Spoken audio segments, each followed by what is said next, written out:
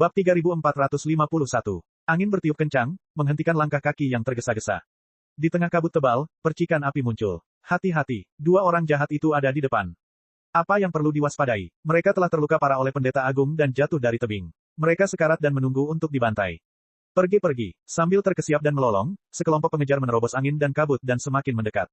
Mata mereka setajam mata elang, pelipis mereka menonjol, dan kulit mereka memancarkan warna perunggu yang tampak seperti logam.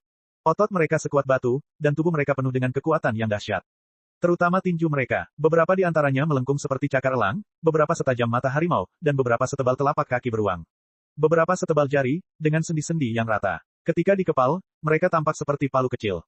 Para tinju itu membanggakan pengalaman mereka selama puluhan tahun dan kesetiaan mereka yang tak pernah pudar kepada Dewa Tinju. Pemuda yang memimpin, yang memiliki hidung bengkok dan bibir tipis, bernama Han Guo. Api balas dendam terpancar dari matanya. Dia terus mengulang nama, Gray. Han Guo adalah seorang jenius tinju yang terkenal di ratusan kilometer persegi di dekatnya. Sebagai satu-satunya pewaris Iron Armor Boxing Gym di kota itu, ia telah diolesi salep rahasia oleh ayahnya saat ia baru lahir. Sebelum ia belajar berbicara, ia telah belajar cara berjalan sempoyongan dan menyerang target. Sejak berusia 3 tahun, ia telah menerima pelatihan keras untuk membangun fondasi yang kokoh bagi seni bela diri, Golden Bell Cover, Iron Claw, 13 Tycoons. Han Ke adalah seorang jenius. Sejak ia mengalahkan orang dewasa pertamanya saat berusia 7 tahun, ia dan semua orang di Sasana sangat percaya padanya. Dan tragedi terbesar bagi seorang jenius adalah bertemu dengan seorang jenius lain, seorang jenius yang bahkan lebih hebat. Han Kou, Gray, jika dia telah melahirkan Yu, mengapa dia akan melahirkan Liang? Di sekolah tinju besi, di klub-klub tinju besar di kota, dan dalam pelatihan di pegunungan, Han Kou telah menantang Gray berkali-kali, hanya untuk dijatuhkan dengan mudah oleh Gray berkali-kali.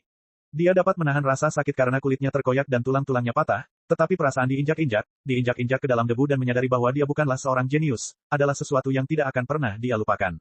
Han Ke membenci isi hati Gray dan telah melampiaskan kebencian itu ke dalam tinjunya, menjadikannya semakin brutal dan kejam. Suatu hari, dia akan menghancurkan tulang-tulang Gray dengan tinjunya yang terbakar api hitam. Han Kou mempercayainya.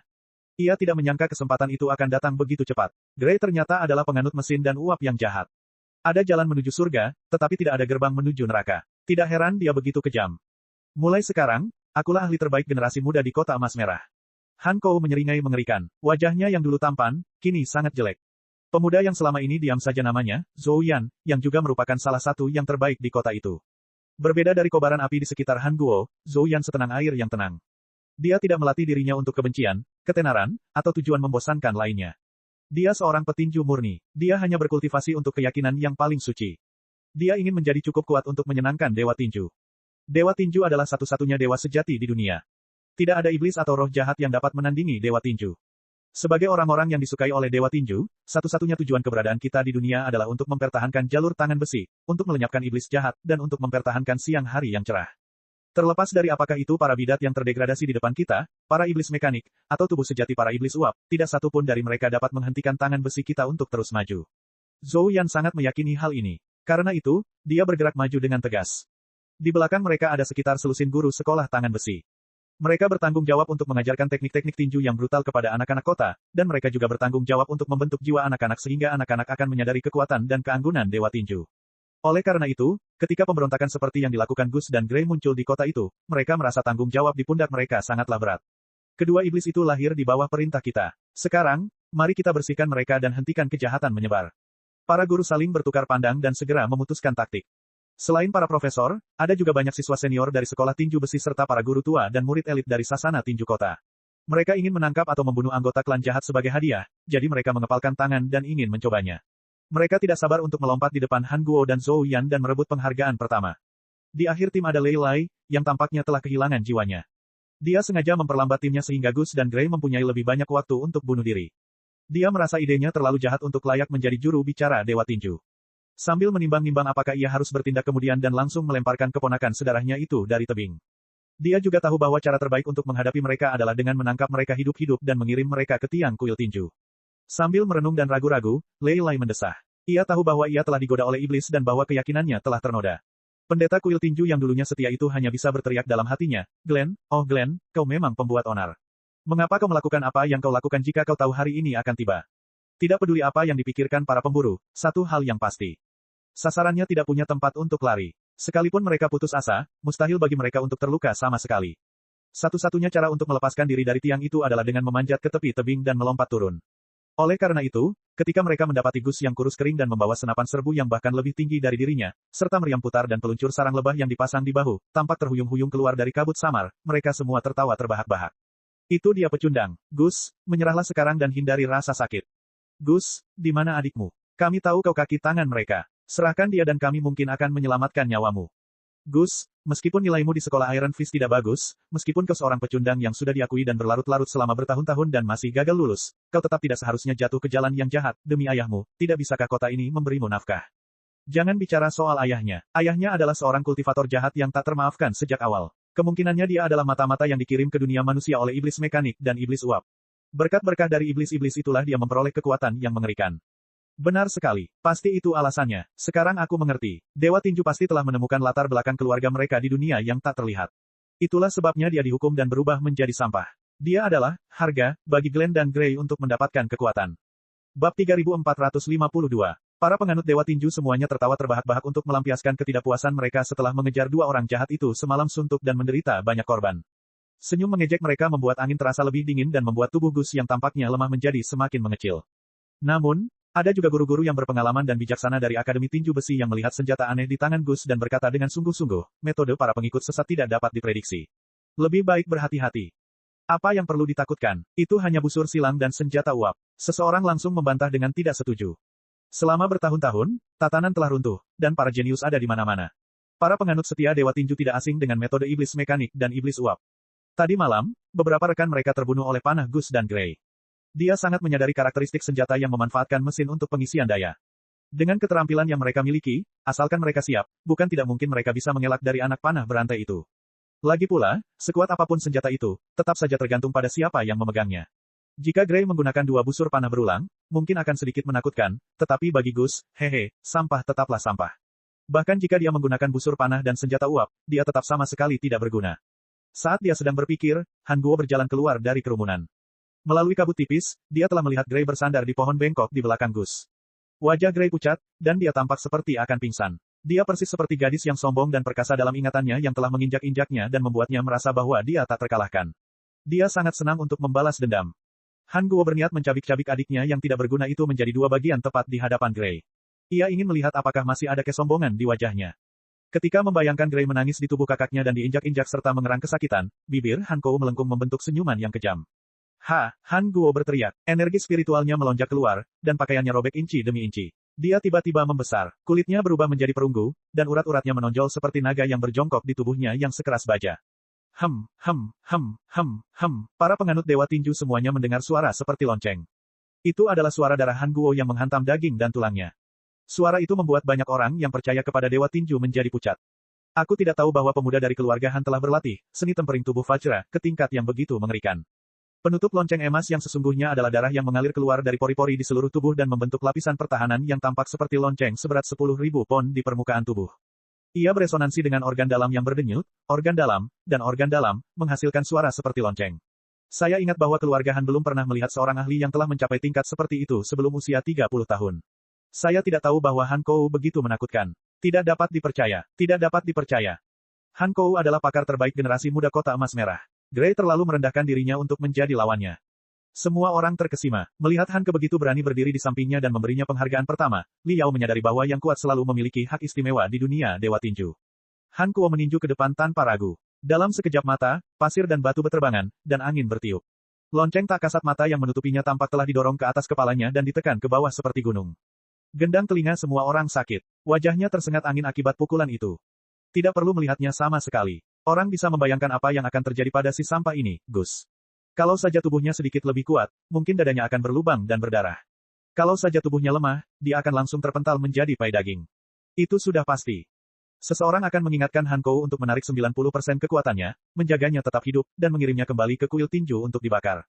Kalau dipikir-pikir lagi, target utama mereka adalah Gray. Sedangkan Gus yang tidak berguna, tidak masalah apakah dia hidup atau mati. Itu pasti hadiah terakhir yang diberikan Dewa Tinju kepada Gus sehingga dia terbunuh oleh tangan besi Han Ke yang diperkuat oleh perisai lonceng emas. Tepat saat tangan besi seberat 10.000 pon itu hendak menyerang. Gus menarik pelatuknya terlebih dahulu. Kenyataannya, tubuhnya terlalu lemah dan kurus. Sulit baginya untuk menggunakan senjata dengan daya tembak yang dahsyat. Moncong senjata tidak diarahkan ke Han Guo. Tidak masalah. Senapan serbu antimaterial, Thunder 3, memiliki identifikasi dan glif susunan pemindaian biologisnya sendiri. Senapan ini dapat mengunci detak jantung musuh, suhu tubuh, dan fluktuasi medan magnet vitalitas serta menembak dengan tepat. Saat Gus menarik pelatuk, badan pistol bergetar dan moncong pistol terkunci di dada Han Kuo. Peluru antimateri yang berisi beberapa susunan rune serangan meluncur keluar dan menghantam tangan besi Han Guo. Han Guo bahkan tidak punya waktu untuk menyipitkan matanya. Tangan besinya dapat menghancurkan tengkorak paling keras milik babi hutan bertanduk. Hal itu juga dapat meninggalkan jejak yang jelas pada gerbang besi yang tebalnya beberapa inci, atau bahkan membuat penyok pada gerbang besi. Bahkan bilah pisau yang dapat memotong besi bagaikan lumpur pun menjadi bengkok dan patah. Tetapi ketika berhadapan dengan peluru peledak yang merusak, mereka tetap tidak mampu melawan sama sekali.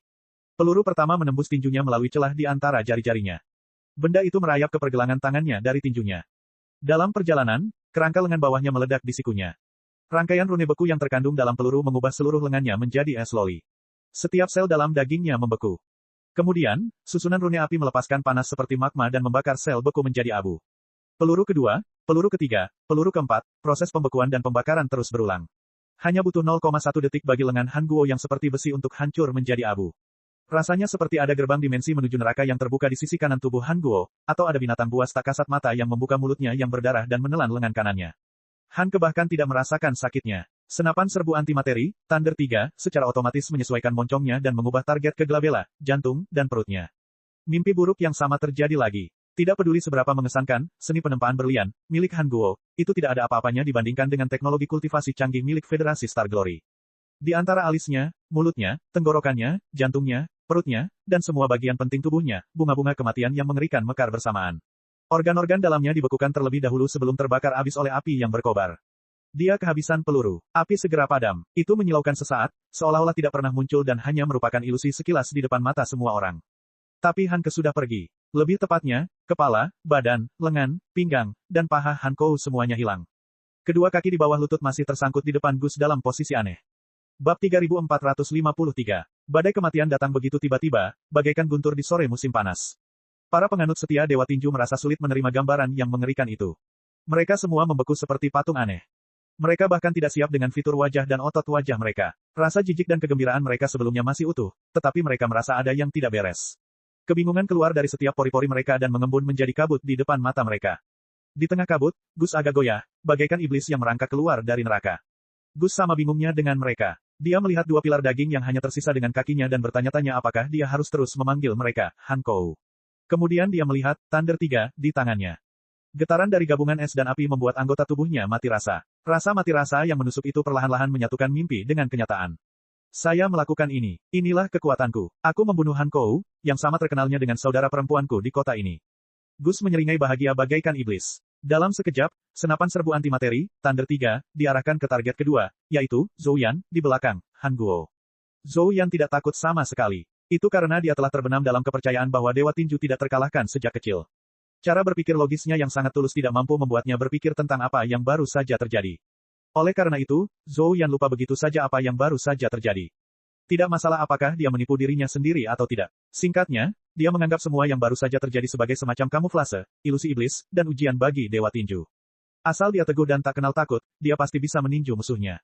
Kalau begitu, Dewa Tinju yang agung, tak terkalahkan, dan unik itu pasti akan memberkatinya, melindunginya, dan bahkan turun ke atasnya, kan? Berpikir seperti ini, Zhou Yan melompat tinggi ke arah Gus. 20 tahun latihan yang pahit, dari saat dia belajar berbicara dengan karung pasir, hingga saat orang lain bermain satu sama lain, hingga saat dia masih menggertakkan giginya dalam latihan yang pahit, dari harapan tulus orang tuanya hingga tatapan hikmat patung Dewa Tinju yang menjulang tinggi di aula Dewa Tinju, kenangan masa lalu tampaknya telah berubah menjadi kekuatan baru yang mengalir ke setiap sarafnya, setiap pembuluh darahnya, setiap ototnya, dan setiap selnya. Tolong aku, Dewa Tinju. Ia meraung dan merasakan sesuatu yang telah tertidur dalam tubuhnya tengah terbangun. Sesaat, berbagai teknik hebat bermunculan di otaknya. Tiba-tiba ia tercerahkan, seolah-olah ia telah terlahir kembali dan melampaui puncaknya. Terobosan di menit-menit terakhir. Semua orang melihat api perang yang hebat keluar dari tubuh Zhou Yan. Itu memang berkat dari Dewa Tinju. Itu berubah menjadi baju besi yang menawan dan menutupinya. Itu pertanda dia telah memahami rahasia utama seni tinju dan membuat terobosan. Tak seorang pun menyangka bahwa Zhou Yan, seorang pemuda yang selalu rendah hati dan karenanya kurang dikenal, akan meledak dengan kekuatan yang luar biasa berkat rangsangan dari para rasul iblis dan pengabdian serta keuletannya sendiri. Dalam sekejap mata, kondisi pikiran semua orang berubah. Adegan di mana Han Kuo diledakkan berkeping-keping oleh Gus telah mereka lupakan. Yang menggantikannya adalah kecemerlangan Zhou Yan. Diterangi oleh cahaya yang cemerlang dan megah bagaikan matahari terbit, semua setan dan roh jahat akan hancur berkeping-keping. Semua orang takjub dan gembira. Lalu, dengan tatapan penuh penghargaan, pujian, dan kegembiraan, mereka menyaksikan pemuda yang bersinar dan tulus itu terpotong menjadi dua oleh rentetan peluru. Dada, Zhou Yan yang terpotong menjadi dua, jatuh ke tanah seperti dua gumpalan daging. Ya, Dewa Tinju memang telah memberkatinya dan memberinya terobosan selama pertempuran. Dia sekarang memiliki gas spiritual pelindung tubuh yang bahkan lebih menakutkan dan tubuh dari daging dan darah yang bahkan lebih tangguh. Oleh karena itu, Zhou Yan tidak hancur berkeping-keping seperti Han Guo. Walaupun sebagian besar organ dalamnya telah hancur, organ-organ tersebut masih utuh di atas dadanya dan di bawah panggulnya. Awalnya, dagingnya yang beku dan terbakar itu tertutup sementara. Darahnya tidak mengalir keluar. Dia masih sadar selama setengah menit, yang cukup baginya untuk melihat tubuhnya yang hancur. Mata Zhou Yan membeku, dan wajahnya tampak kusam, seolah-olah ada topeng kebingungan di wajahnya. Tidak ada rasa sakit yang dapat menghancurkan topeng itu. Di balik topeng itu, pemuda itu melantunkan dengan tulus, "Tinju Dewa tolong aku, Tinju Dewa tolong aku, Tinju Dewa tolong aku, Tinju Dewa tolong aku, Tinju Dewa tolong aku, Tinju Dewa." Suaranya makin melemah. Akhirnya, ia tak dapat mengucapkan satu suku kata pun secara utuh. Ia hanya dapat membuka dan menutup mulutnya tanpa daya seperti ikan yang terdampar di tepi pantai, mengeluarkan gelembung-gelembung darah hingga sabit kematian pun menyambar jiwanya yang tulus dan bingung. Kematian yang menyedihkan dari kedua pengejar itu telah menghancurkan cangkang penipuan diri kebanyakan orang. Wajah mereka, yang sama putus asanya seperti wajah orang yang tenggelam, akhirnya dipenuhi dengan kengerian dan ketakutan. Mereka menatap sampah masa lalu dengan mata gemetar, seolah-olah mereka sedang menatap setan sungguhan. Akhirnya, seseorang berteriak. Teriakan itu tampaknya telah membuka gerbang katarsis. Tak lama kemudian, hampir 10 pengejar berteriak histeris. Kekuatan mereka tampaknya telah bocor bersama dengan teriakan mereka, sehingga kaki mereka tidak dapat lagi menopang tubuh mereka. Mereka terhuyung-huyung di tanah atau merangkak mundur. Iblis. Kekuatan macam apa ini? Bagaimana mungkin iblis mekanik dan iblis uap bisa memiliki kekuatan yang begitu mengerikan? Demi Dewa Tinju, oh Dewa Tinju. Mereka menangis dan berteriak. Pada saat inilah giliran para petapa yang unjuk gigi. Berbeda dengan petinju biasa, para petapa adalah orang-orang yang rela mengabdikan hidup dan jiwanya kepada Dewa Tinju dan menyerahkan segalanya pada tangan besi. Setelah mereka mengucapkan sumpah, mereka harus menjalani ujian berat di aula Dewa Tinju.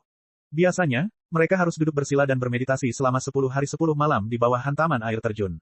Mereka juga harus bertahan hidup sendirian di kedalaman hutan selama 1,5 tahun tanpa alat apapun, atau mereka harus diikat dengan rantai berat dari ujung kepala sampai ujung kaki dan menyeberangi gurun yang tak terbatas. Hanya mereka yang dapat lulus ujian semacam itu yang berhak memasuki aula Dewa Tinju, melatih teknik tinju yang paling mendalam, dan menjadi pendeta pembantu aula Dewa Tinju, atau bahkan pendeta tinggi pada tingkat yang lebih tinggi. Dibandingkan dengan petinju biasa, para petapa itu menyukai rasa sakit dan tidak takut mati. Kepercayaan mereka pada Dewa Tinju juga sekuat besi. Mereka tidak akan tertipu oleh tipu daya iblis.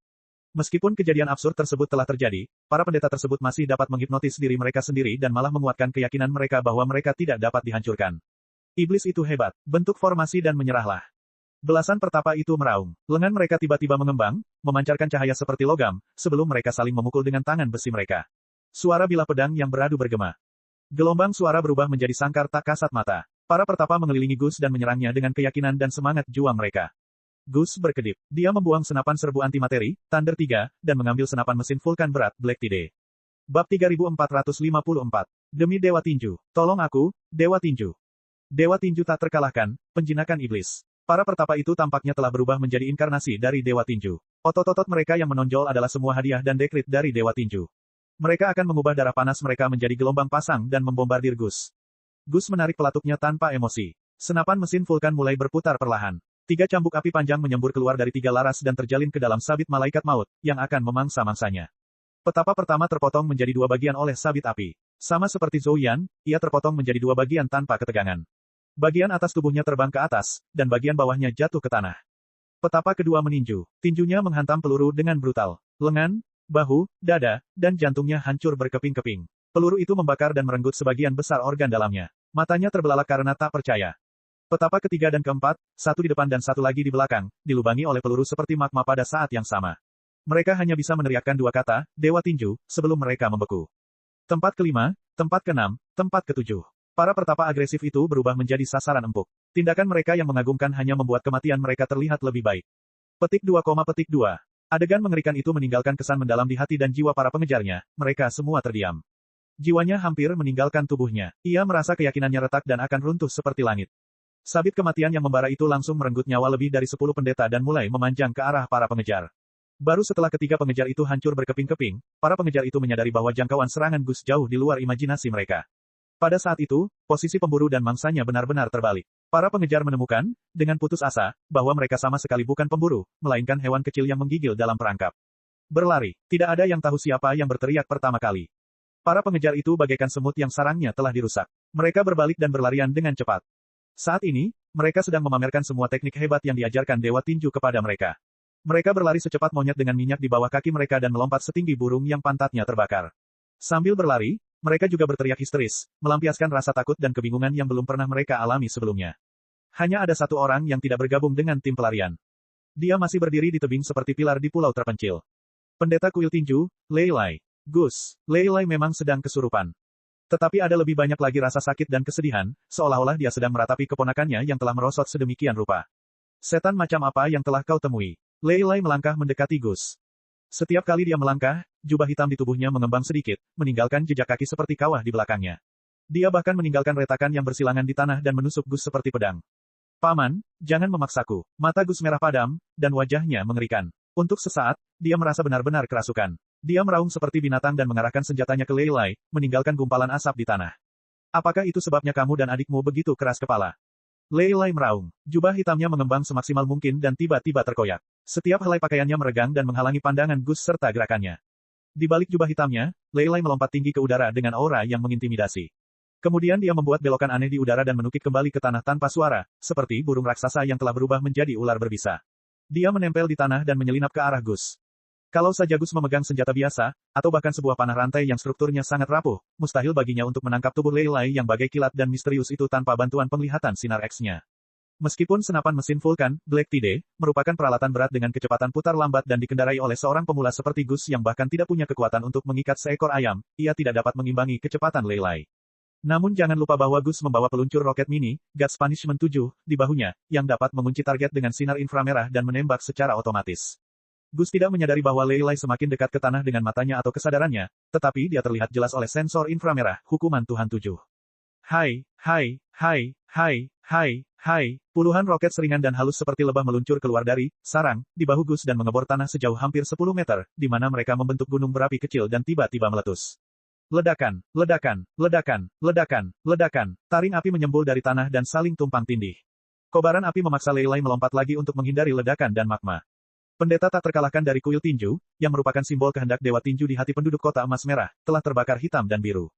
Bahkan imam besar, bagaimana mungkin, demi dewa tinju, apa yang salah dengan dunia ini?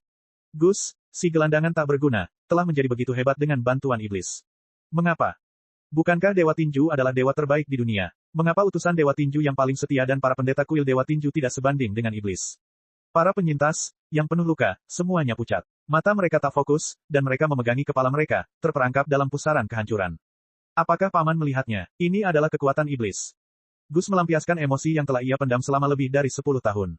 Ayah benar, ia tidak tertipu oleh iblis. Karena ia melihat bahwa iblis lebih kuat daripada dewa tinju, ia mendedikasikan dirinya untuk meneliti mesin dan uap. Pemenangnya akan mendapatkan semuanya. Bukankah itu hukum dunia dewa tinju? Bukankah dewa tinju satu-satunya dewa sejati di dunia karena kekuatannya yang tak terkalahkan? Bukankah karena sifat dewa tinju yang tak terkalahkan itulah kita memujanya, tunduk padanya, dan percaya padanya? Saat ini, dewa yang lebih kuat dari dewa tinju telah muncul, dan kekuatan yang lebih kuat dari seni tinju besi telah muncul. Siapa dewa yang sebenarnya? Siapa iblis? Siapa yang percaya pada kebenaran? Siapa yang tertipu oleh kebohongan? Siapa yang benar dan siapa yang salah? Katakan padaku, paman, katakan padaku. Bab 3455. Gus telah dirasuki. Api yang menyembur dari sarang lebah di bahunya sangat ganas dan melahap jalan setapak yang terjal di lapisan batu bagai api dari dasar neraka. Ledakan, ledakan, ledakan, ledakan, ledakan, ledakan. Di bawah serangan peluncur roket mini, hukuman Tuhan 7, lapisan batuan itu dipenuhi dengan kawah. Batu-batu besar berjatuhan seperti longsoran salju. Para pengejar itu semua berlarian seperti tikus, tetapi mereka masih menjerit kesakitan. Dia berhasil mengumpulkan cukup banyak gas spiritual untuk melindungi tubuhnya dan memohon restu dewa tinju di dalam hatinya, tetapi dia tetap gagal menghentikan dirinya dari terhantam batu-batu. Dia bahkan terlempar dari tebing oleh batu raksasa berdiameter 3 hingga 5 meter dan hancur berkeping-keping. Asap mengepul seperti api dan menyelimuti semua yang ada dalam radius beberapa kilometer persegi. Bahkan tetesan air hujan yang lebat pun tidak dapat memadamkannya. Semua orang, termasuk Lei Lai, yang organ dalamnya menggeliat karena ledakan itu dan terus berdarah, hanya bisa mendengar tawa gila dari pemuda yang tampak seperti iblis dari kedalaman asap. Aura penghancur itu bahkan membuat beberapa dari mereka merasa bahwa itu adalah penghujatan. Bahkan jika dewa tinju datang, dia tidak akan bisa bergerak maju sama sekali dalam menghadapi kekuatan penghancur yang luar biasa itu. Setelah sekian lama, Gus akhirnya berhenti melampiaskan kekesalannya. Dunia berhenti berguncang, dan batu-batu berhenti berjatuhan. Semua orang masih terkejut saat melihat asap yang semakin menipis. Mereka melihat Gus telah menaruh kembali senjata penghancur itu di punggungnya. Ia bungkuk dan tidak berarti lagi. Kalau bukan karena rasa sakit yang luar biasa dari luka berdarah di tubuh mereka dan fakta bahwa mereka telah kehilangan lebih dari separuh teman-teman mereka, mereka pasti akan meragukan apakah itu mimpi buruk yang tidak masuk akal tadi. Gus tetaplah orang yang tidak berguna yang bahkan tidak memiliki kekuatan untuk mengikat seekor ayam. Sayangnya, tidak peduli seberapa keras mereka mengertakkan gigi dan menggosok mata, mimpi buruk itu tidak akan berakhir. Gus menjemput Gray. Pemuda itu memeluk erat adiknya. Itulah satu-satunya suhu yang bisa ia rasakan di dunia. Dia melirik pamannya dan para pengejar yang masih hidup dengan setengah jijik dan setengah benci. Kemudian, dia mundur 2 langkah dan melompat dari tebing tanpa menoleh ke belakang. Gus, keponakannya, tetapi dia bahkan tidak bisa mengeluarkan suara. Tenggorokannya tersumbat oleh darah, bahkan jiwanya membeku karena kaget dan takut. Dia menjulurkan leher dan menatap jurang yang diselimuti awan, hanya untuk menemukan bahwa sebuah titik hitam perlahan menghilang. Lei Lai dan para pengejar yang selamat saling memandang dengan bingung. Semua wajah mereka penuh dengan retakan yang menunjukkan bahwa keyakinan mereka telah runtuh dan pandangan dunia mereka telah hancur. Pada saat yang sama, mereka jatuh ke tanah, tangan mereka yang seperti besi bergetar pelan. Mereka terdiam cukup lama, tidak ada yang mau bicara. Namun, jauh di dalam mata setiap orang ada sekumpulan kebingungan yang memberontak. Para pendeta dan penganut setia Dewa Tinju tidak dapat menahan diri untuk tidak bertanya pada diri mereka sendiri secara diam-diam. Apakah kita salah? Di dasar tebing, di jurang. Gus dan Gray terjatuh dengan kecepatan tinggi, seolah-olah mereka jatuh ke neraka lagi. Pemandangan di sekitarnya berlalu dengan cepat. Batu-batu bergerigi di tanah semakin membesar. Batu-batu itu hampir saling bersentuhan. Tiba-tiba Lu Qingchen meniup tanah. Tanah berkelok-kelok bagai ombak. Udara yang tadinya tipis dan ringan tiba-tiba berubah menjadi tebal dan padat, seolah-olah bulu-bulu halus menutupi tempat pendaratan kedua bersaudara itu. Kedua saudara itu jatuh ke dalam bulu yang tak terlihat. Dampak dahsyat jatuh ribuan meter langsung hilang. Mereka bangkit kembali beberapa kali dan jatuh ke tanah dengan lembut. Melihat puncak gunung yang diselimuti awan, dia teringat bahwa beberapa saat yang lalu dia adalah iblis di puncak gunung dan sedang melakukan pembantaian. Rasanya seperti sudah lama sekali. Bagus, kan? Di belakangnya, Lu Qingchen bertanya sambil tersenyum. Luar biasa, meskipun dia tahu bahwa iblis itu tidak punya niat baik, pemuda itu tetap mengangguk dan berkata, kau memang maha kuasa. Kau bahkan lebih hebat dari Dewa Tinju. Saya tidak maha kuasa, tetapi saya harus lebih kuat dari juara tinju. Lu Qingchen berkata, namun, jangan hitung ayam sebelum menetas. Pemalsuan data akan segera memicu reaksi berantai, yang akan ditemukan oleh sistem antivirus juara tinju dan membawamu ke tempat ini. Di masa depan, semakin banyak orang akan mengejarmu, dan mereka akan semakin kuat. Ini akan menjadi lingkaran setan. Sebelum sang juara tinju menemukan kita, kita harus menemukan tempat terlemah di dunia. Hanya dengan memilih tempat itu sebagai medan perang, kita dapat benar-benar mengalahkan sang juara tinju. Aku tahu, Gus mengangguk. Kakakku berkata bahwa semakin banyak orang di pangkalan pasukan uap selatan yang menyadari kebohongan Dewa Tinju dan memilih mesin dan kekuatan uap. Itu seharusnya menjadi tempat yang paling rentan di dunia. Kita bisa pergi ke kota Qianyuan, kota terbesar di 500 km persegi di dekatnya. Dari sana, kita bisa menyusuri sungai dan mencapai selatan. Sangat bagus. Lu Qingchen tersenyum. Sepertinya kau akhirnya terbangun. Seperti yang diharapkan dari pemuda yang sangat kuhormati sejak awal. Gus ragu-ragu. Benarkah? Lu Qingchen mengangguk. Tentu saja, aku memilihmu sejak awal. Sedangkan adikmu, dia hanyalah hadiah pelengkap. Gus mengerutkan kening. Bukankah kau berbohong padaku bahwa kau tidak menganggapku, tidak berguna? Lu Qingchen membuka tangannya. Tidak masalah. Tidak masalah apakah kamu seorang jenius di dunia ini atau sampah. Bagaimanapun, aku dapat mengubah datanya. Dibandingkan dengan data awalmu, aku lebih menghargai kemampuan penyesuaian dan kerahasiaanmu. Iya, kamu tidak akan mengerti bahkan jika aku menjelaskannya kepadamu sekarang. Aku akan menjelaskannya kepadamu ketika aku punya kesempatan. Bagaimana kalau kita pergi? Baiklah, ayo berangkat. Gus menarik napas dan memeluk adiknya lagi, siap berangkat. Tiba-tiba, dia berhenti. Setelah ragu sejenak, dia mengumpulkan keberaniannya dan bertanya, bisakah aku percaya padamu? Lu Qingchen tertegun sejenak. Apa? Aku tahu kau bukanlah iblis mekanik atau iblis uap, tapi kau jauh lebih kuat dari mereka. Gus menggertakkan giginya dan berkata, aku telah meninggalkan jalan tangan besi, tetapi aku tidak ingin percaya pada kekuatan uap seperti ayah dan saudara perempuanku.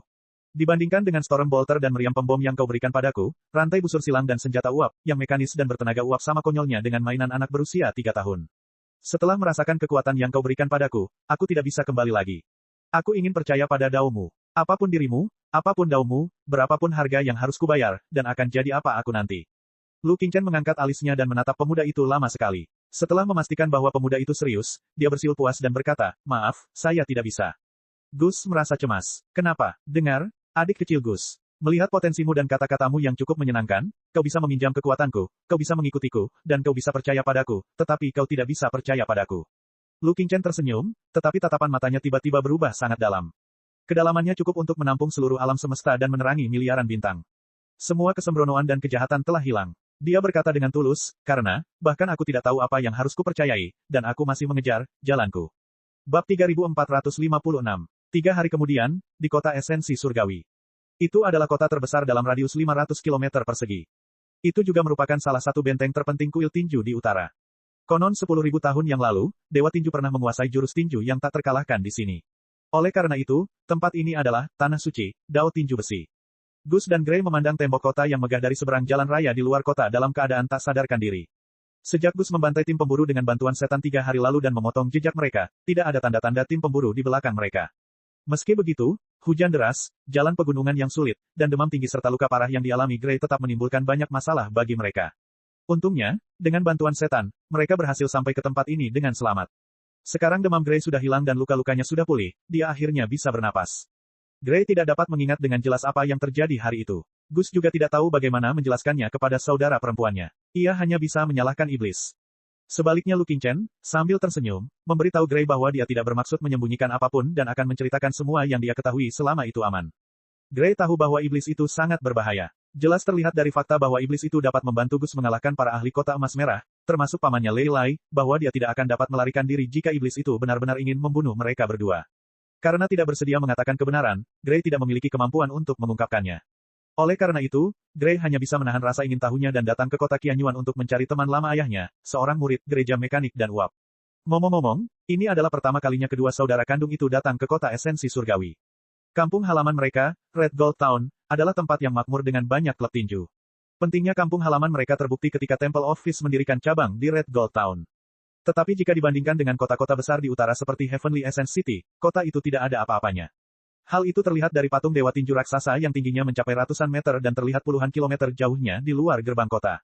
Konon, patung itu dibangun dengan menggunakan jutaan ton batu, yang jauh melampaui tingkat teknologi dunia dewa tinju. Itu benar-benar sebuah keajaiban. Patung itu menggambarkan dewa tinju yang sedang bermeditasi dan berlatih dengan satu tangan menunjuk ke langit dan tangan lainnya menunjuk ke musuhnya. Ada aura yang benar-benar tak terkalahkan dalam dirinya. Meski berupa patung beku, dewa tinju tidak mengenakan kemeja dan hanya kain yang menutupi tubuh bagian bawahnya, tetapi setiap otot di tubuhnya terungkap ke dunia. Otot-otot yang terpahat dari bebatuan, di sisi lain, memiliki tekstur seperti gelombang pasang. Otot-otot itu mengalir sepanjang waktu dan memberi kesan bahwa otot-otot itu hidup. Konon, patung super besar itu dipahat sendiri oleh dewa tinju 10.000 tahun lalu. Konon, dewa tinju meledakkan patung itu dengan tangan kosongnya, tanpa alat apapun. Setiap garis dan celah pada patung itu berisi keinginan dewa tinju. Selama pikiran seseorang cukup murni dan keyakinannya cukup tulus, seseorang akan mampu memahami kebenaran mendalam dari seni bela diri dengan melihatnya berkembang. Terutama saat matahari terbit di langit dan sinar matahari menyinari patung itu. Bayangan dan bayang-bayang yang berkilauan terpantul dari patung itu. Saat bayangan dan bayang-bayang itu bergetar, seseorang akan dapat berubah menjadi serangkaian teknik tinju yang kuat. Siapapun yang dapat memahami teknik tinju ini akan langsung menerobos dan mencapai puncaknya. Oleh karena itu, selama ribuan tahun, banyak sekali orang beriman yang menyembah patung raksasa itu. Ada juga banyak maniak bela diri yang menghabiskan seluruh hidup mereka di sekitar patung dewa tinju, mempelajari bela diri, bertarung satu sama lain, dan memahami misteri-misteri utama. Bahkan jika mereka gila seperti iblis, mereka tidak pernah bosan melakukannya. Sebelum ayah mereka meninggal, kedua saudara kandung itu adalah penganut setia dewa tinju. Keinginan terbesar mereka dalam hidup adalah mengunjungi patung dewa tinju yang terkenal di kota esensi surgawi. Saat itu Gus bahkan berhayal bisa tercerahkan oleh misteri pamungkas dari patung dewa tinju dan berubah dari sampah menjadi jenius. Hari ini, keinginannya telah terwujud, tetapi yang ingin dilakukannya hanyalah mencibir dan melihat orang-orang beriman yang berlutut dan bermeditasi di bawah patung itu. Ia merasa bahwa mereka menyedihkan, menggelikan, menyedihkan, dan penuh kebencian. Gus tak kuasa menahan diri untuk bertanya-tanya betapa menariknya jika ia mengeluarkan Vulcan Machine Gun pemberian iblis dan menembakkannya ke kepala patung dewa tinju yang super besar. Bagaimana reaksi para penganut setia di bawah patung itu? Tentu saja itu hanya imajinasinya. Lu Qingchen telah memperingatkan mereka bahwa bahkan iblis pun tidak maha kuasa. Sebelum mereka mencapai bagian terlemah dari dunia dewa tinju, mereka harus berhati-hati dan tidak terlalu sombong. Selain itu, kota Qianyuan juga telah berada dalam siaga tinggi selama beberapa hari terakhir. Pertama, retakan di langit tidak hanya terlihat oleh kota emas merah tetapi juga oleh penduduk kota esensi surgawi.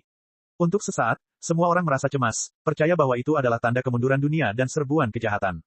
Para setan dan iblis mengambil kesempatan untuk menimbulkan masalah dan memancing di perairan yang bermasalah. Kedua, setelah Gus dan Gray keluar dari kota Red Gold, Gus telah membunuh para pengejar Lei Lai dengan bantuan para iblis. Peristiwa itu terlalu berpengaruh untuk dirahasiakan. Peristiwa itu telah menyebar hingga ratusan kilometer di dekatnya. Lagi pula, Red Gold Town sedang memburu kedua saudara kandung itu. Bukan hanya usaha mereka yang sia-sia, mereka bahkan membawa kembali puluhan mayat orang-orang mereka sendiri. Adapun bajingan-bajingan malang yang jatuh dari tebing dan hancur berkeping-keping, jumlahnya bahkan lebih banyak lagi. Kebenaran ada di depan matanya. Kali ini, Dewa Tinju tidak memberkati para pengikutnya. Atau lebih tepatnya, ada kemungkinan yang lebih mengerikan, Dewa Tinju telah memberkati para pengikutnya, tetapi dia masih belum sebanding dengan iblis. Bahkan juru bicara Dewa Tinju di dunia manusia, Lei Lai, pendeta tinggi Aula Dewa Tinju, sangat frustrasi sehingga ia harus mundur karena kalah. Ia bahkan tidak kembali ke kota emas merah dan langsung pergi ke Aula Dewa Tinju di kota esensi surgawi untuk mengaku dosa dan meminta hukuman yang paling berat. Nama, saudara iblis menyebar seperti api yang membakar hutan. Semua orang yang setia dan baik hati di 500 km persegi di dekatnya sangat terkejut. Mereka mendesah dan panik. Sebaliknya, para setan bahkan lebih sombong. Mereka bahkan tidak mau repot-repot menyembunyikan keberadaan mereka. Mereka muncul dari berbagai sudut gelap dan menimbulkan masalah. Dengan situasi saat ini, tidak mengherankan jika para prajurit di luar kota Qianyuan semuanya gemetar ketakutan. Betapapun hati-hatinya mereka, sesuatu terjadi. Ketika Gus dan Gray berjalan ke gerbang kota, mereka melihat seorang pria berjubah tiba-tiba mengeluarkan setumpuk tisu toilet berwarna coklat dan berwarna-warni dari jubahnya yang longgar dan melemparkannya ke udara, sambil berteriak, "Dewa-dewa lama telah mati. Yang baru sedang berdiri, hiduplah Dewa Uap." Bab 3457. Untuk sesaat, kerumunan menjadi gempar. Banyak penganut setia Dewa Tinju mengangkat tinjunya dan melotot ke arahnya. Beberapa di antara mereka merasa ngeri, terintimidasi oleh kesombongan para penganut mekanika dan uap di siang bolong di depan patung Dewa Tinju. Tak jauh dari situ, sekelompok pengawal berotot dengan pelipis menonjol mendorong semua orang dan menyerang si penganut ajaran sesat itu. Orang itu menutup mata terhadap hal itu. Dia masih meneriakkan slogan-slogan sesat dan melempar tisu toilet sembarangan. Kertas itu jatuh seperti butiran salju. Sebagian besar orang beriman yang taat takut seperti ular dan kalajengking dan menjauhinya seperti racun. Namun, ada beberapa orang yang merasa sulit menahan godaan rasa ingin tahu. Mereka diam-diam mengambil kertas itu dan melihatnya sekilas, lalu membuangnya dan menginjak-injaknya untuk membuktikan bahwa mereka tidak bersalah. Gus menelan ludah dan mengambil satu juga. Kertasnya sangat kasar. Ada beberapa kata sederhana yang tertulis di atasnya, yang artinya, dewa-dewa lama telah mati, dan dewa-dewa baru harus bangkit. Namun, ada juga gambar yang disebut, Dewa Uap, di bawah gambar tersebut. Itu adalah mesin uap raksasa yang menggerakkan 8 lengan mekanis seperti setan besi yang mengamuk. Polanya cukup halus. Garis-garisnya sempit dan saling berhubungan. Bahkan pada kertas kasar, tintanya tidak menyebar.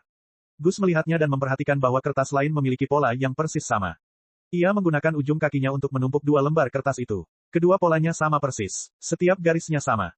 Berarti gambarnya tidak digambar. Sebaliknya, itu dicetak pada printer.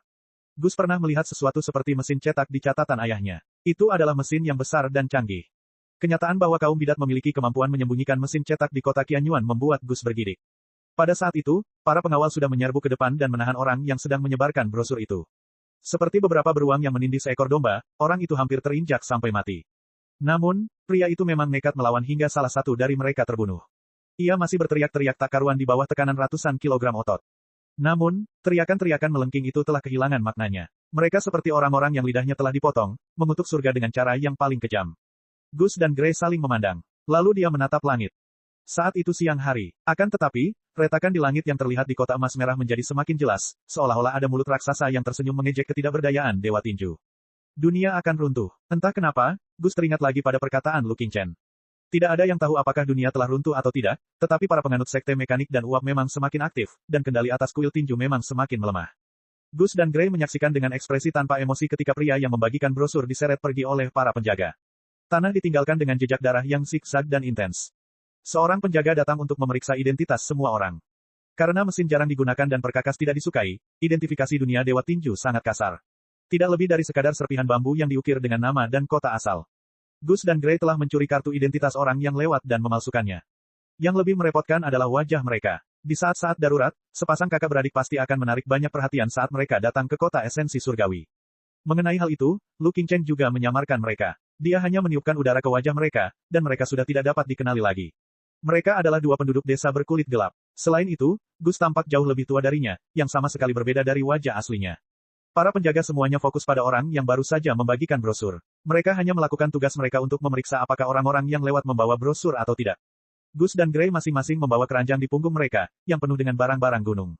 Mereka telah memasukkan bola uap tempat Lu Qingchen bersembunyi dan catatan berharga yang ditinggalkan oleh ayah mereka ke dalam perut burung pegar dan bebek liar. Para penjaga memeriksa dengan santai dan melambaikan tangan mereka. Mereka berdua mengikuti orang banyak itu menuju ke kota esensi surgawi. Meskipun kota esensi surgawi adalah kota besar di utara, kota itu tidak terlalu makmur. Atau lebih tepatnya, tidak ada satupun kota di dunia Dewa Tinju yang makmur. Hal ini karena dunia ini menganjurkan kehidupan yang sederhana, keras, berdarah besi, dan suka berperang. Mereka tidak tertarik pada kemewahan, kemegahan, dan pesta pora. Saat melewati gerbang kota, Liao menemukan bahwa bangunan penting di kota Qianyuan yang paling menarik perhatian adalah kuil tinju yang megah. Ratusan arena dan arena mengelilingi kuil, dengan arena dan arena di depan dan belakang. Pelatihan, tantangan, sparring, pengajaran. Ribuan pria kekar dan berotot, yang darah dan keringatnya berkumpul menjadi awan merah yang mengamuk di udara.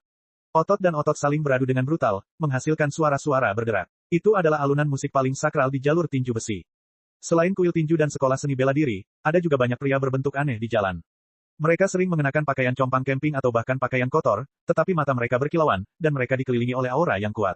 Duduk bersila di pinggir jalan, ada tanda di depan mereka yang bertuliskan latar belakang, level, dan seni kultivasi mereka. Mereka semua adalah pejuang pengembara yang telah berkelana di dunia dewa tinju, berharap untuk mengenal satu sama lain melalui seni bela diri. Sesekali, seseorang akan maju dan menantang petinju yang berkeliaran itu. Setelah beberapa kali terdengar suara retakan, hasil pertandingan akan diputuskan. Tentu saja, semua orang babak belur, tetapi mereka sama sekali tidak marah. Sebaliknya, mereka tertawa terbahak-bahak dan berpelukan, seolah-olah mereka benar-benar telah menjadi sahabat karib yang sudah lama tidak mereka temui. Beberapa orang aneh bahkan berlutut di jalan dan membenturkan kepala mereka ke tanah setelah setiap langkah. Ledakan, kepala mereka baik-baik saja, tetapi batu-batu di jalan telah penyok karenanya, dengan retakan menyebar seperti jaring laba-laba. Gus mendengar bahwa mereka semua adalah pertapa yang telah mengucapkan sumpah besar di hadapan Dewa Tinju. Mereka memurnikan pikiran mereka dan mendengarkan suara Dewa Tinju dengan menyiksa tubuh mereka. Orang yang kepalanya terbentur tanah pasti sedang berlatih jurus kepala besi. Mustahil baginya berjalan ribuan mil tanpa kepalanya terbentur. Dulu, Gus mengagumi para pertapa dan bahkan berpikir bahwa suatu hari nanti ia akan menjadi seorang pertapa. Ia telah menyentuh Dewa Tinju dengan ketulusan hatinya dan membalikkan takdirnya. Kini setelah dia menyaksikan sendiri kekuatan si penerjang badai dan senapan mesin vulkan, Gus hanya bisa mencibir petapa itu. Selain klub tinju, toko-toko di sepanjang jalan pada dasarnya hanya memiliki dua kegunaan. Salah satunya adalah restoran, para petinju memiliki otot yang menonjol, jadi wajar saja jika selera makan mereka tidak sedikit. Daging sapi seberat 3-5 pon dan roti seberat 3-5 pon adalah makanan yang mudah. Oleh karena itu, ada lebih banyak restoran di sini daripada di sasana tinju, dan semuanya berukuran cukup besar. Berikutnya adalah toko yang menjual salep dan senjata. Salep merupakan kebutuhan untuk latihan. Senjata seperti pedang, busur, dan anak panah, meskipun dibenci oleh para ahli, tetap diperlukan oleh orang tua, orang lemah, wanita, dan anak-anak untuk melindungi diri mereka sendiri. Bab 3458. Singkatnya, kota ini memang terlahir untuk olahraga tinju dan pertarungan, seperti semua kota di dunia dewa tinju. Di jalan, beberapa pendeta kuil tinju, yang memiliki tato di sekujur tubuh mereka dan bahkan tidak melepaskan wajah berkilau mereka, berjalan dengan hikmat. Gus dan Gray bergegas bersembunyi di sudut. Mereka merasakan bola uap di keranjang menjadi sangat berat dan panas. Sambil menelan ludah, kedua saudara itu mulai mencari di sepanjang dinding. Dalam catatan yang ditinggalkan ayahnya, ia telah mencatat kode rahasia untuk berkomunikasi dengan para penganut uap. Di kota esensi surgawi, yang merupakan kota terdekat dengan kota emas merah di utara, terdapat altar besar yang terbuat dari mesin dan uap. Itu semacam markas mereka dalam radius 1000 km persegi. Ayahnya telah mengunjungi tempat itu berkali-kali dan berpartisipasi dalam aktivitas mesin dan uap. Ia telah mengumpulkan banyak material dari tempat itu sebelum ia diizinkan membangun laboratorium bawah tanahnya sendiri di kota emas merah. Menurut catatan tersebut, kedua saudara kandung itu segera menemukan kode rahasia di dinding berminyak di ruang tamu tempat restoran berkumpul. Itu adalah lingkaran tak beraturan dengan beberapa garis yang melambangkan api di dalamnya. Garis-garisnya kikuk, seperti grafiti anak kecil. Orang tidak akan menyadarinya jika mereka tidak memperhatikan dengan saksama. Bahkan jika mereka memperhatikan, mereka tidak akan mengerti apa artinya. Tetapi Gus dan Gray tahu bahwa lingkaran itu melambangkan mesin uap, dan api secara alami melambangkan sumber tenaga di dalam mesin uap itu. Oleh karena itu, saat Gus sedang mengamati, Gray mengambil sebuah batu dan menambahkan beberapa lengkungan yang menggambarkan uap pada polanya. Salah satu lengkungan itu sangat panjang dan mengarah ke kiri. Kemudian, Gus dan Gray berjalan ke sisi kiri pola dan duduk, berpura-pura bahwa mereka lelah berjualan barang di kota dan sedang beristirahat. Menurut keterangan dalam catatan ayahnya, selalu ada orang-orang dari sekte mekanik dan gereja uap yang memantau kode rahasia tersebut. Tak lama kemudian, mereka akan menemukan bahwa pola tersebut telah ditambahkan. Kemudian, ia akan dapat menemukannya dengan menelusuri jalur uap terpanjang. Gus dan Gray menyipitkan mata dan melihat sekeliling. Mereka tidak tahu siapa saja orang di jalan yang sedang mengawasi dan bertemu satu sama lain. Pelayan restoran di seberang jalan berteriak keras. Pemilik toko senjata di sebelah restoran memukul bilah dan perisai dengan suara, ding ding ding dang dang. Di sebelah restoran ada pusat medis untuk relaksasi otot dan saraf, untuk pijat, untuk perawatan pedang dan kapak, untuk mencabik binatang buas. Di sisi jalan ini, beberapa anak sedang bermain gulat dengan suara, ping dang dang dang dang. Mereka menatap semua orang dengan curiga, tetapi setelah diamati lebih dekat, itu tampaknya tidak mungkin. Pada saat ini, salah satu anak yang sedang bergulat, yang relatif kurus dan berambut kering, kembali dirobohkan oleh temannya. Wajahnya bengkak, dan dia tidak dapat menahan tangis. Anak-anak lain tertawa terbahak-bahak dan memamerkan kekuatan mereka tanpa sedikit pun rasa simpati. Yang kuat memangsa yang lemah. Pemenangnya adalah raja. Ini adalah prinsip yang dipahami semua anak di dunia Dewa Tinju. Anak kurus berambut kering itu menjadi marah karena malu. Ia bangkit dan lari tanpa menoleh ke belakang. Dalam kemarahannya, ia berhenti bermain dengan teman-temannya. Sebaliknya, ia berlari jauh ke sisi Gus dan Gray dan duduk. Saudara kandung Gus sedang menunggu kontak mereka. Tentu saja, mereka tidak ingin seorang anak merusak rencana mereka. Namun, ketika mereka hendak mengusir anak berambut kuning itu, anak yang tadinya tampak menangis dalam diam itu tiba-tiba menjerit. Tangisan itu sangat pelan. Bagi mereka yang tidak tahu apa yang sedang terjadi, tangisan itu terdengar tidak berbeda dari tangisan biasa. Tetapi ketika Gus dan Gray mendengarnya, mereka tercengang dan tidak mempercayai telinga mereka. Anak berambut kuning itu menirukan suara air mendidih. Dalam legenda, para pendahulu sekolah mekanik dan uap memahami kebenaran paling mendalam dari air panas yang mendidih. Krik-cirik, krik-cirik. Anak berambut kuning itu terus berteriak. Gus mencoba meniru peluit uap dan menjawab.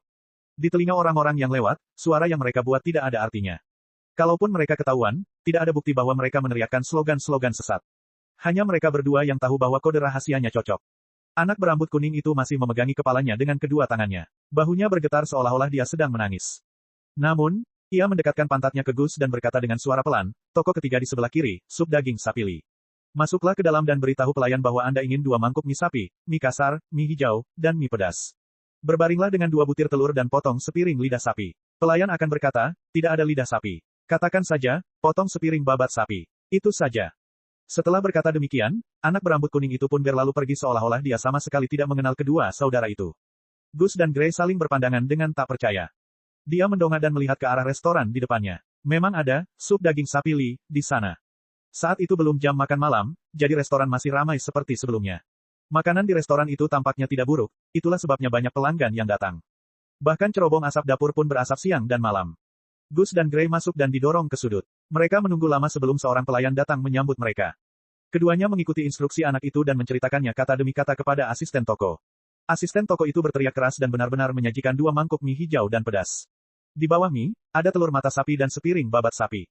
Keduanya saling memandang dengan cemas. Namun, mie sapi di sini memang tidak buruk. Kuahnya kental, mie-nya kuat, dan telurnya masih berlumuran gula. Mereka berdua telah melarikan diri di hutan di tengah hujan lebat selama beberapa hari. Mereka telah hidup dalam angin dan tidur di hutan belantara untuk waktu yang lama, dan mereka telah menderita untuk waktu yang lama. Oleh karena itu, mereka segera mulai melahap makanan itu dan bersendawa. Pada saat itu, asisten toko datang seolah-olah tidak terjadi apa-apa dan meminta keduanya membayar tagihan. Kedua saudara itu bingung. Mereka menatap pekerja itu cukup lama, bertanya-tanya apa yang sedang terjadi. Apakah dia benar-benar datang untuk makan malam? Setelah membayar tagihan dengan bingung, mereka hendak keluar dan bertanya kepada anak berambut kuning itu ketika seorang pria parubaya yang tampak baik hati dan tampak seperti pemilik toko berjalan mendekat dan bertanya apa yang ada di dalam keranjang di punggung mereka. Kedua saudara itu saling berpandangan dan berkata bahwa itu adalah ayam dan bebek liar yang baru saja dibawa kembali dari pegunungan. Penjaga toko mengatakan bahwa ia perlu membeli beberapa ekor ayam dan bebek dari toko untuk membuat sup. Ia mengundang mereka ke dapur untuk memeriksa apakah ayam dan bebek tersebut segar atau tidak. Selama makanannya enak, harganya bisa dinegosiasikan. Gus teringat sesuatu. Ia menarik Gray dan mengikuti manajer ke dapur. Benar saja, setelah melewati dapur yang penuh asap, beberapa pria berotot yang bertampang garang dan berwajah pembunuh mendekat. Apakah kamu menggambar gambar-gambar di dinding? Seorang koki gemuk yang mengenakan celemek berminyak berkata dengan dingin, bagaimana kamu tahu polanya? Apa yang kamu lakukan di sini? Kami melihat polanya di catatan ayah. Gus mengambil keputusan dan berkata, kami di sini untuk Luo Xinglong, paman Luo. Luo Xinglong adalah Glenn, ayah dari 2 bersaudara, penganut mesin dan uap yang terluka parah yang ia temui di dekat kota emas merah. Dia juga menjadi pemandu bagi jenius tinju, Glenn, untuk memulai jalan setan. Bab 3459. Catatan ayah, Luo Xinglong. Si gendut itu tertegun sejenak. Ia menyipitkan matanya dan mengamati kedua saudara itu dengan saksama sebelum ia berbisik kepada juru masak di sebelahnya. Asisten dapur segera membawa 2 baskom berisi air panas mendidih, 2 handuk kasar, dan bahkan 2 potong lufa kering dan 2 sikat baja untuk mencukur babi. Ada sesuatu di wajahmu. Pria gemuk itu langsung menyadari penyamaran mereka. Dia berkata, lepaskan penyamaran kalian dan periksa wajah kalian. Pada titik ini, Gus dan Gray hanya bisa percaya bahwa si gendut berminyak itulah yang mereka cari. Sambil menggertakkan gigi, mereka membasahi handuk dan menggosok wajah mereka dengan keras meskipun airnya panas. Handuk panas itu menghapus sebagian besar kamuflase. Kemudian, Liao menggosok wajahnya dengan lufah dan sikat baja hingga memerah dan terbakar. Rasa sakitnya begitu menyiksa sehingga dia merasa ingin menyeka wajahnya. Akhirnya, dia menyeka wajahnya dengan handuk panas. Kedua saudara kandung itu kembali ke penampilan semula dan menatap si gendut berminyak itu dengan cemas. Seperti yang kuduga, itu kamu. Mata si gendut berminyak itu berbinar saat dia tertawa terbahak-bahak. Gus, Gray, aku tahu kalian akan datang. Akulah Luo Xinglong yang kalian cari. Apakah Anda Paman Luo? Gus dan Gray terkejut. Kau kenal kami? Ya, ayahmu membawaku pulang dan melihatmu dari jauh beberapa kali, tetapi kamu tidak tahu tentang aku. Luo Xinglong awalnya menghela napas, tetapi kemudian dia sangat gembira. Glenn adalah penganut setia sekte mekanik dan uap. Sayang sekali dia dibunuh oleh antek dewa palsu sebelum dia bisa menyaksikan kebangkitan sekte kita. Aku tidak menyangka kalian berdua akan mampu meneruskan warisannya dan bahkan melampauinya. Di usia yang begitu muda, kamu telah memahami misteri dewa mekanik dan uap. Gus dan Gray sama-sama terkejut. Bagaimana bisa kata-kata yang keterlaluan itu diucapkan di siang bolong? Namun Luo Xinglong melambaikan tangannya dan berkata, tidak apa-apa. Ternyata, restoran sup daging sapi itu, dari para pekerja hingga juru masaknya, penuh dengan para penganut setia setan mekanik dan setan uap. Itu adalah markas rahasia terbesar setan mekanik dan setan uap di kota Qianyuan. Mereka semua berada di pihak yang sama, dan tidak perlu khawatir ada yang akan mengetahuinya. Faktanya, karena aktivitas mesin dan gereja uap akan mengeluarkan banyak uap dan kebisingan, sulit untuk menyembunyikannya dari orang lain. Saat beraktivitas di berbagai tempat, mereka kerap memilih membuka restoran sebagai penyamaran. Cerobong asap restoran sangat cocok untuk mengeluarkan uap. Selain itu, akan menghabiskan banyak bahan bakar untuk menyalakan api dan membeli kayu bakar serta batu bara guna memenuhi kebutuhan mesin uap. Ternyata, ketika Luo Xinglong mengatakan bahwa kedua saudara kandung itu adalah Gus dan Gray, para juru masak dan pekerja di dekatnya semuanya menjadi bersemangat. Mereka menatap kedua saudara itu dengan mata berbinar-binar, seolah mereka telah melihat harapan. Beberapa di antara mereka bahkan meneriakkan, Putra Suci, dan Putri Suci, seolah-olah mereka sedang memuja kedua saudara kandung itu. Tidak ada yang tahu apa yang sedang mereka lakukan. Silakan, saya akan menjelaskannya kepada Anda saat kita sampai di dasar. Salurannya agak kotor, mohon maaf. Luo Xinglong meminta seseorang untuk berjaga di depan. Ia membawa kedua saudara itu ke sebuah rumah kecil di belakang, di mana banyak kayu bakar dan batu bara ditumpuk. Ia menyingkirkan dahan-dahan kering, memperlihatkan dua rantai di lantai kayu. Dia meraung dan mengangkat sudut lantai dengan rantai besi. Ada lubang zigzag di bawah lantai. Pijakan kaki sederhana telah digali di dinding. Itu pasti mudah dipertahankan dan sulit diserang. Luo Xinglong memimpin jalan, dan kedua saudara itu turun bersamanya. Bagian pertama memang gelap, kasar, dan menyesakkan, tetapi setelah mendaki beberapa saat, mereka menemukan diri mereka di dunia yang sama sekali berbeda. Awalnya, ada tangga yang terbuat dari batu biru, lalu koridor yang kokoh. Kemudian, koridor itu menjadi semakin lebar, hingga secara bertahap berubah menjadi gudang bawah tanah yang sangat besar. Dinding di kedua sisi koridor dihiasi dengan roda gigi dan tabung, persis seperti ruang bawah tanah rumah Gus. Dinding-dinding itu tampak seperti lukisan logam yang hikmat dan aneh, serta memberikan kesan kekuatan dan kekudusan yang berbeda. Gudang itu penuh dengan pedang, baju zirah, busur silang, bengkel bawah tanah, dan lapangan latihan. Busur silang rantai yang dilarang oleh kuil tinju ada di mana-mana. Bahkan senjata uap yang digerakkan oleh uap bertekanan tinggi, yang dapat mengeluarkan kekuatan seorang ahli top, telah menarik perhatian Gus beberapa kali. Ratusan penganut setan mekanik dan setan uap beraktivitas di altar bawah tanah. Beberapa dari mereka mengikuti profesor mereka dan belajar cara membuat dan memelihara peralatan mekanik dan mesin uap. Beberapa di antara mereka memegang panah rantai dan senjata uap dan belajar cara mengendalikan senjata dahsyat tersebut di lapangan pelatihan. Beberapa di antara mereka berdoa kepada patung bengkok di tengah altar. Patung itu merupakan gabungan dari banyak roda gigi yang rusak. Ratusan rantai dan tabung menjuntai dari celah roda gigi seperti tentakel besi. Pada roda gigi, rantai, dan tabung terdapat mesin uap raksasa, yang tampak seperti setan mekanik yang bangkit dari neraka sambil membawa setan uap. Ini adalah pertama kalinya kedua bersaudara itu melihat patung setan mekanik dan setan uap. Gray sangat yakin dengan jalur uap. Dia sangat bersemangat dan ingin bergabung serta beribadah bersama. Namun Gus mengerutkan kening. Entah mengapa, dia tidak menyukai orang-orang percaya di sini. Ada rasa kagum, kegembiraan, dan kebutaan di wajahnya. Mungkin karena dia telah melihat para prajurit super dari Federasi Star Glory, Imperium Manusia Sejati, dan Aliansi Kesepakatan Suci berlatih dan bertarung dalam mimpinya. Gus merasa bahwa para prajurit super dalam mimpinya selalu tenang saat mereka berlatih dan bertarung. Mereka adalah orang-orang yang menggunakan alat, bukan budak. Mesin dan uap ditemukan dan diciptakan oleh manusia. Mereka bukanlah setan, iblis, atau dewa. Pikiran aneh seperti itu tiba-tiba muncul di benak Gus. Orang-orang percaya di depannya menyembah patung-patung iblis mekanik dan iblis uap. Seberapa berbeda mereka dengan orang-orang percaya di luar yang menyembah patung-patung dewa tinju. Tentu saja Gus tidak mengatakan apa yang ada dalam pikirannya. Dia hanya mengikuti perintah kakaknya dan mengingat instruksi Lu Qingchen. Dia tidak bisa memberitahu orang-orang di depannya tentang Lu Qingchen. Luo Xinglong dan kedua saudaranya mendatangi patung iblis mekanik dan iblis uap. Luo Xinglong meraih salah satu joystick di depan patung dan menekannya dengan kuat. Apa? Suara bernada tinggi terdengar dari peluit di atas patung. Banyak uap yang menyembur keluar dan diserap oleh tabung ventilasi di atas gudang. Kemudian, uap tersebut disebarkan oleh cerobong asap dan menyebar. Mendengar panggilan itu, umat beriman yang tengah belajar dan berlatih meletakkan pekerjaannya dan berkumpul di sekitar patung itu. Luo Xinglong menikmati posisi tinggi di altar rahasia. Semua pengikutnya menahan napas dan mendengarkan instruksinya. Beberapa dari mereka menatap Gus dan Gray dengan rasa ingin tahu. Mereka adalah Gus dan Gray. Sambil mengangkat kepalanya tinggi-tinggi, Luo Xinglong menunjuk ke arah dua saudara kandung itu dan berseru, anak-anak dan para wanita suci, kita akhirnya berhasil melepaskan diri dari kepungan para dewa palsu dan kembali ke pelukan para dewa sejati. Bab 3460. Tuan Suci, Wanita Suci. Seperti kata pepatah, sebuah batu dapat menimbulkan ribuan riak. Semua penganut gereja mekanik dan uap berseri-seri kegirangan dan berteriak-teriak histeris kepada Gus dan Gray. Kedua saudara itu terkejut dan tidak tahu harus berbuat apa. Wajah mereka memerah sampai ke telinga. Apa maksudmu? Kami bukan putra suci, atau wanita suci. Melihat Luo Xinglong, Gus tergagap, apa yang kamu lakukan? Tentu saja, kalian adalah putra suci, dan perawan suci, dari sekteku. Kalian datang ke dunia manusia dengan misi mengusir dewa-dewa palsu dan membangun iman para dewa sejati. Tentu saja, dekrit para dewa sejati terlalu misterius dan mendalam untuk kalian ketahui.